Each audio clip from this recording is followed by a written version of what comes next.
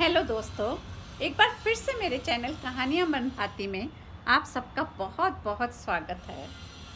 दोस्तों, पुराने समय की बात है जब राजाओं का राज्य हुआ करता था।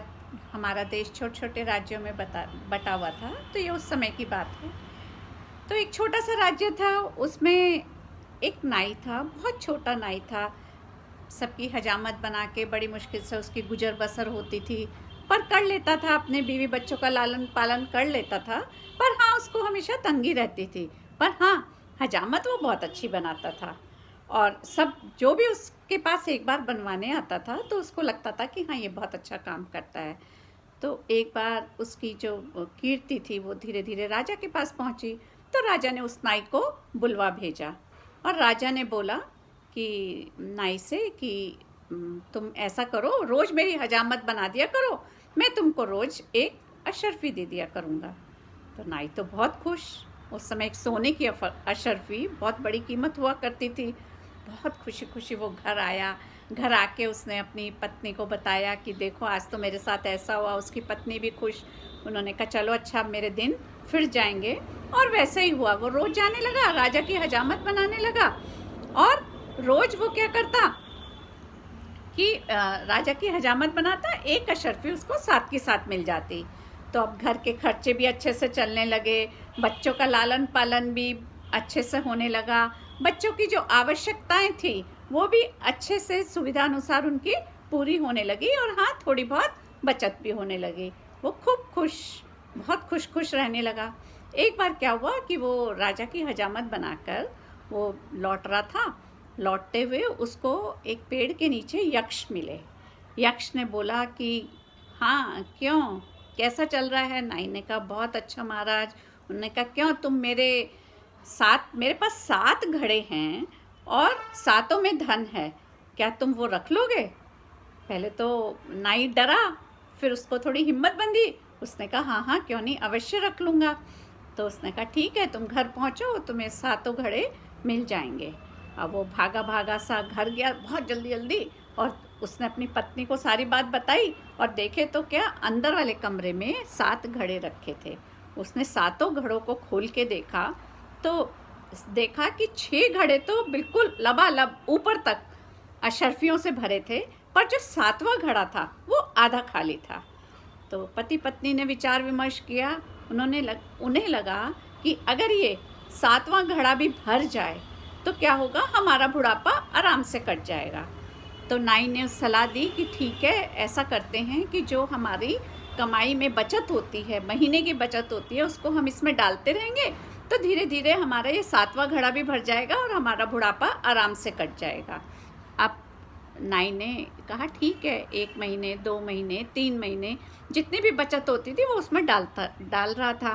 पर 3-4 महीने बाद उसने देखा कि मैं डाल रहा हूँ, पर ऐसे तो बिल्कुल ऐसे ही लग रहा है कि अभी तो आधा ही खाली है। उसको तो लगा कि ऐसे बहुत टाइम हो जाएगा और ये तो मेरा घड़ा भरेगा ही नहीं। उसने कहा अरे यार, इस घड़े को भरने के लिए थोड़ी कंजूसी करनी पड़ेगी। तो नाई ने फिर से कंजूसी शुरू कर दी कि फिर से बच्चों को किल्लत होने लगी पैसे की, नहीं ये नहीं खर्च करना, वो नहीं खर्च करना। और फिर से अब बच्चे भी चिड़चिड़ करने लगे, तो क्या है, पत्नी को भी चिड़चिड़ाहट आने लगी। तो उससे नाई की भी जो हंसमुख स्वभाव था उस पर भी असर पड़ा, और वो भी चिड़चिड़ा होने लगा। अब एक बार राजा को लगा कि भाई, नाई तो बड़ा हंसमुख था, अच्छा सा वातावरण हो जाता था जब वो आता है, और अब तो बड़ा चिड़चिड़ा सा हो गया। तो उसने नाई से बोला कि नाई, क्या परेशानी है भाई, मुझे बताओ क्या है? कह रहे अरे नहीं महाराज, कुछ नहीं, बस पूरा नहीं पड़ता। कि क्यों नहीं पड़ता भाई, एक अशर्फी तो बहुत होती है। तो उसने कहा कि हाँ, पर पूरा नहीं पड़ रहा मेरे को। तो राजा ने कहा चलो ठीक है, मैं तुम्हें 2 अशर्फी दे दिया करूँगा, 1 की जगह अब 2 कर देता हूँ। तो अब नाई को लगा कि अब मेरा काम हो गया, अब तो आराम से मेरा दूसरा, ये जो 7वां घड़ा है वो भर जाएगा। फिर उसने फिर से खुशी खुशी अपनी पत्नी के पास गया कि अब तो 2 अशर्फी मिलेंगी, अब हम ये करेंगे, ऐसा करते हैं, जल्दी जल्दी कुछ ही महीनों में इस घड़े को भर देते हैं और फिर हमारा काम ख़त्म हो जाएगा। पर अब फिर से वो अब और ज़्यादा बचत डलने लगी उसमें, पर वो घड़ा ऐसा लगता था कि आधा की आधा ही है। और जितना डालते वो आधा आधा। फिर से नाई ने कंजूसी शुरू कर दी, फिर से चिड़चिड़ापन उसमें आ गया, उसके स्वभाव में। अब ये बड़ी परेशानी हो गई थी। पत्नी को भी लगने लगा कि अरे क्या है यार, घड़ा ही नहीं भर रहा है हैं, और इस चक्कर में हम क्या कर रहे हैं, हम ढंग से रह भी नहीं पा रहे हैं। पर क्या करें, घड़ा तो भरना ही है, क्योंकि वो सब ये सातों घड़े हमारे फिर बुढ़ापे का सहारा हो जाएंगे। तो फिर राजा को लगा, राजा ने एक दिन पूछा कि क्यों, अब तो फिर से तुम वैसे ही हो गए हो, फिर से चिड़चिड़े हो गए हो, अब क्या परेशानी है, अब तो तुम्हारी कमाई भी अच्छी खासी हो रही है। तो राजा को ही एक बार ध्यान में आया कि क्यों, क्या तुमने वो क्या सातवां घड़ा ले लिया क्या, यक्ष के सातों घड़े तुम्हारे पास हैं? तो नाई ने कहा हाँ मेरे पास है। तो उसने कहा अरे बुद्धू, जो सातवां घड़ा है वो घड़ा किसका है, लोभ या लालच का घड़ा है, और उस घड़े में तो तुम जितना भी डालोगे वो कभी भी भरेगा ही नहीं, पूरी उम्र तुम उसमें डालते रहोगे, पर लोभ या लालच का घड़ा कभी भी नहीं भरता। तो राजा ने कहा ऐसा करो, जाओ और एकदम तुरंत ही सातों घड़े यक्ष को दे आओ, नहीं तो तुम्हारी ज़िंदगी खराब हो जाएगी। तो नाई को ये बात समझ में आ गई। वो गया अपने घर और उसने यक्ष के सातों घड़े वापस कर दिए, हाथ जोड़ दिए कि मुझे बिल्कुल भी नहीं चाहिए।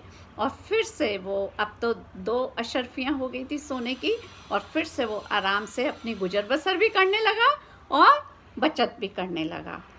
तो दोस्तों, ये जो सातवां घड़ा था लोभ या लालच का, याद रखना हमारा ये लोभ या लालच का घड़ा कभी भी नहीं भरता। जितना भी उसमें डालते रहोगे आपकी लोभ या लालच कभी ख़त्म नहीं होती। हम असल में जितने भी गलत काम करते हैं, जितने भी पाप करते हैं, कभी सोच के देखना दोस्तों, वो सब हमारे किसके अनुरूप होते हैं, हमारे लालच के अनुरूप होते हैं, या हमें किसी चीज़ का लोभ होता है उसी के अनुरूप होते हैं। तो अगर हमारे अंदर ये वाली गलत आदत आ गई तो हम अपने आप ही और गलत आदतों के शिकार होते चले जाते हैं।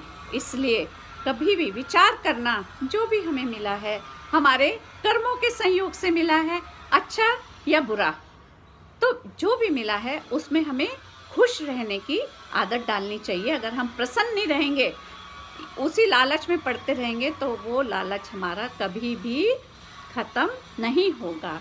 इसलिए तो कहते हैं संतोषी सर्वत्र सुखी।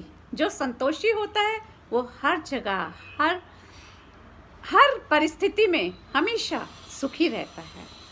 तो दोस्तों, छोटी सी कहानी है पर उसमें बहुत बड़ा गूढ़ रहस्य छुपा है। जितना हमारे पास है हमें उसी में संतुष्ट रहना चाहिए।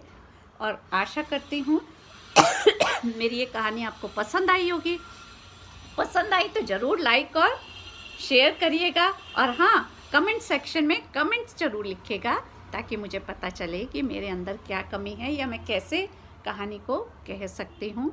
नेक्स्ट वीडियो में मैं फिर से आऊँगी, तब तक के लिए बाय बाय।